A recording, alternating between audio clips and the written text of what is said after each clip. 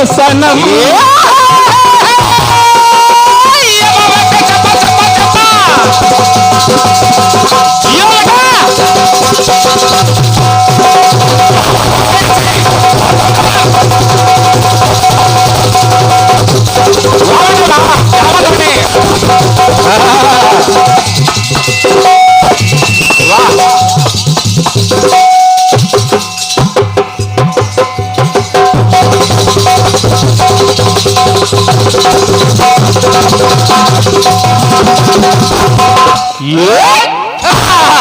क्या बात बड़े कि जिंदगी की झूमती गाती फिजा में सनम, मैं रहूं तुम रहो दूसरा कोई न हो,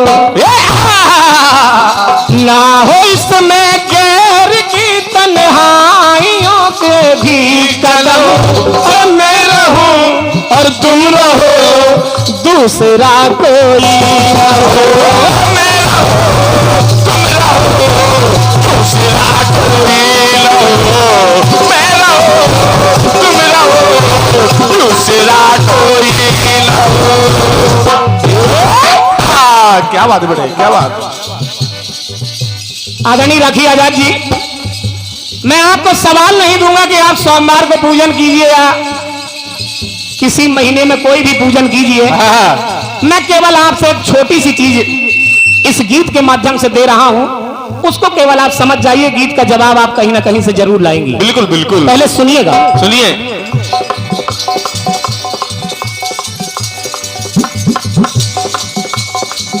एक बार हुआ क्या बेटे? माता सीता जब भगवान राम के यहाँ आ गई अवधपुर में, विवाह होने के बाद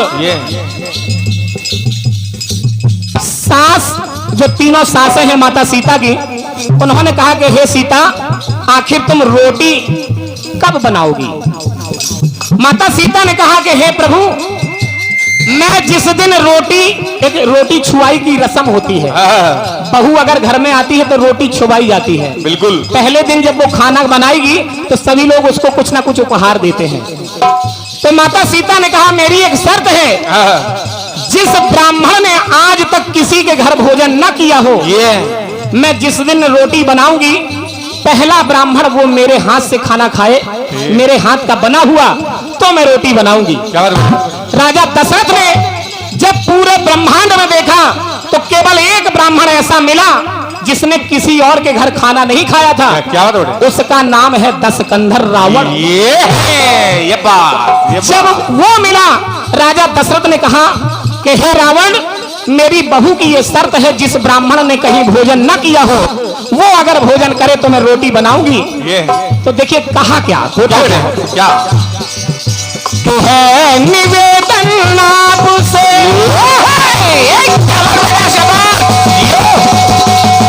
बहुत बढ़िया बेटा, शाबाश बेटे, शाबाश। लगे रहो, वाह बेटे, बहुत बढ़िया चीज। क्या हुआ बेटा?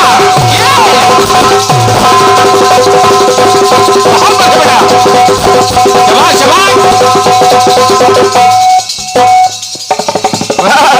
क्या बात बेटे, क्या बात, क्या बात, क्या बात। जियो जियो।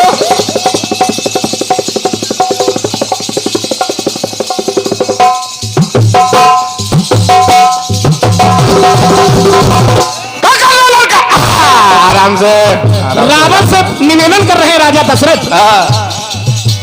है निवेदन आपसे, अतिथि बनकर आइए, पुत्र वधू के हाथ की रोटी बड़े प्रेम से खाइए।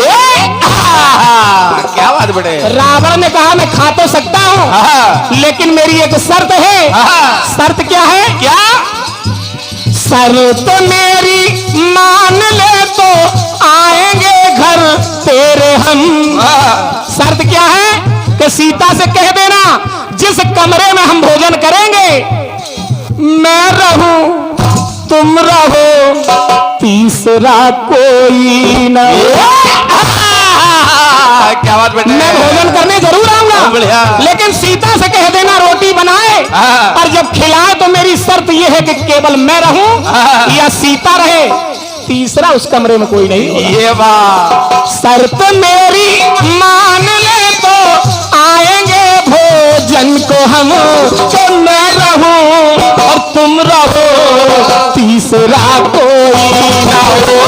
मैं रहूं, तुम रहो, तीसरा कोई ना हो। मैं रहूं, तुम रहो, तीसरा कोई ना हो। ये वाह बेटे, बहुत सुंदर, क्या बात। दूसरी बात सुनिए, एक कथा आती है राखी आजाद जी, मैंने सोचा उसमें भी लिखा जाए कि माता पार्वती को जब भोले बाबा राम कथा सुना रहे हैं तो राम कथा सुनाते समय भी भोले बाबा ने कहा मैं रहूं तुम रहो, तीसरा कोई न हो। लेकिन ये प्रसंग मैंने क्यों नहीं लिखा? क्यों? क्योंकि उस जगह पे तीसरे आदमी ने ही कथा सुनी है जिसका नाम है वो तोता जो हुंकारी दे रहा था, इसलिए मैंने इस प्रसंग को अलग कर दिया। लेकिन दूसरी बात सुनिए, सुनिए। माता भवानी से, माता पार्वती से भोले बाबा की शादी हुई। भोले बाबा माता पार्वती के साथ प्रेम में रास विलास करने के लिए एक जंगल में चले जाते हैं। वहां पे माता भवानी कहने लगी, क्या बेबी करो करके घूमे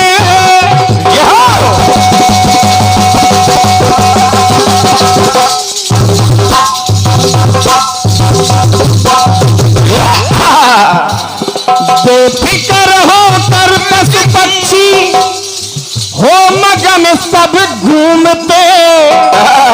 प्रभु आप यहाँ पे प्रेम में मस्त हैं, लेकिन मैं एक नारी जात हूँ। बेफिकर हो कर पशु पक्षी हो मगन सब घूमते, मस्ती में मतवाले होकर आप बेहद झूमते। आप बेहद लेकिन प्रभु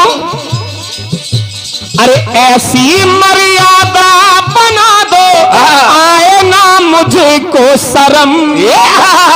अरे मैं नारी हूं, क्या बात है बेटे? ऐसी मर्यादा बना दो आए ना मुझको शर्म, और इस जगह मैं रहूं तुम रहो, तीसरा कोई न हो। हाँ मैं रहो तुम रहो, तीसरा कोई न हो। मैं रहूं, तुम रहो, तीसरा कोई ना हो। मैं रहूं, तुम रहो, तीसरा कोई ना हो। क्या बात बेटे, क्या बात। चौथी बात सुनिएगा, बहुत बढ़िया। राखी आजाद जी ये गाना गुरुदेव की कृपा से मैंने खुद लिखा है, शाबाश। और ये प्रसंग भी मैंने खुद तलाशे हैं। वाह बेटे, वाह। एक बार जब भगवान राजा राम का कार्यकाल पूरा होने को आया तो एक बार काल आए, भगवान राम से कहा, क्या बेटे? आंतरा बदल जाती है,